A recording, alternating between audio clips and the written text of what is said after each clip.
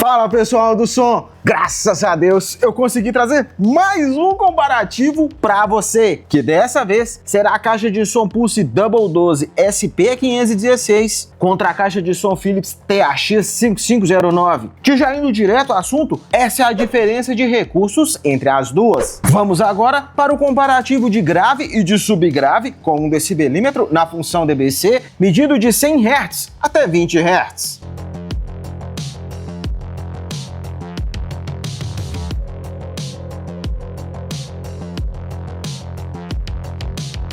No comparativo de grave, vitória para a caixa de som Philips, e no comparativo de subgrave, vitória para a caixa de som Pulse. Com isso, temos um empate nesse comparativo, que para desempatar, vamos agora para o comparativo em área aberta com 2 decibelímetros, um na função dBA e outro na função dBc, para a gente poder descobrir qual das duas toca mais forte em cada decibelímetro e também para você poder perceber a diferença de qualidade sonora entre as duas.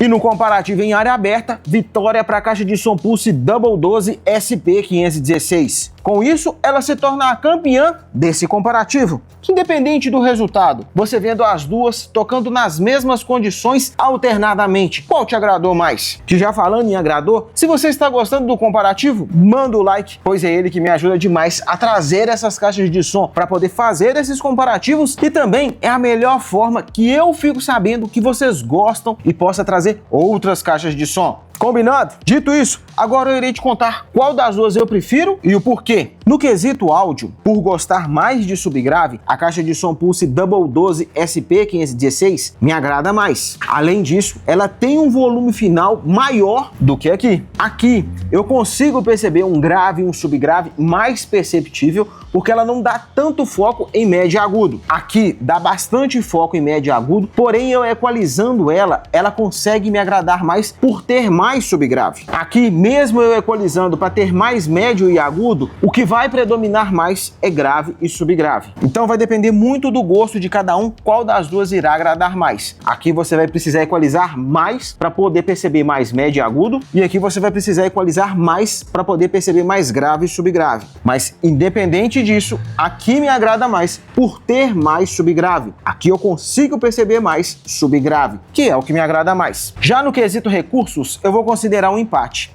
Aqui nós temos P2, USB e ar. Já aqui nós temos P2, USB e cartão de memória. Por isso, o empate entre as duas no quesito recursos. Todas as duas têm rádio FM, porém, com as duas no mesmo local, a sintonia de rádio FM da Philips THX5509 é melhor. Além disso, ela possui controle remoto e 3 entradas P10 contra 2 entradas P10 aqui. Então, por ter controle remoto, uma entrada P10 a mais e por sintonizar estações de rádio, que é a função que eu mais uso, melhor no quesito recursos, vitória para a Philips THX5509. Já no quesito transporte, todas as duas possuem apenas uma alça de transporte, então também vou considerar um empate. Já no quesito manutenção, como você pode ver, todas as duas têm grade de proteção, o que é um ponto positivo para proteger os alto-falantes. Só que na hora de limpar, você precisa estar tirando para poder estar dando manutenção de limpeza em todas as duas. No caso da Pulse Double 12 SP516, você solta um parafuso aqui,